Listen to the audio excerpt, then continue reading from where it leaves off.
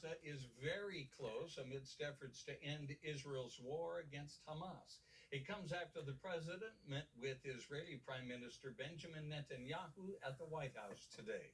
Scripps News White House correspondent Haley Bull is following the latest. President Trump making clear he believes a plan is close as the White House unveiled a 20-point plan to end the conflict in Gaza. But whether the deal crosses the finish line and Hamas signs on remains to be seen.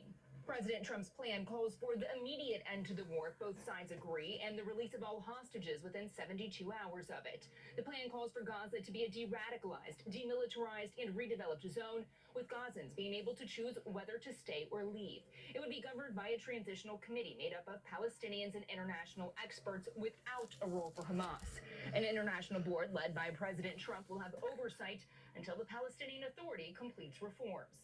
The plan also calls for regional partners to guarantee Hamas's compliance and the development of an international stabilization force.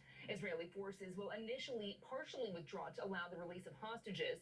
Further withdrawal will be tied to demilitarization, but with the security perimeter remaining. Hamas members will be given amnesty if they commit to peaceful coexistence and decommission their weapons. But should Hamas not agree, a warning. If Hamas rejects the deal, which is always possible, they're the only one left. Everyone else has accepted it. But I have a feeling that we're going to have a positive answer. But if not, as you know, Bibi, you'd have our full backing to do what you would have to do.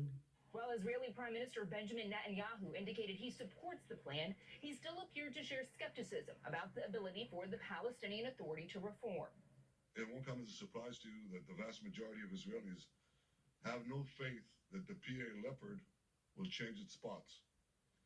But rather than wait for this miraculous transformation, your plan provides a practical and realistic path forward for Gaza in the coming years, in which Gaza will be administered neither by Hamas nor the Palestinian Authority, but by those committed to a genuine peace with Israel.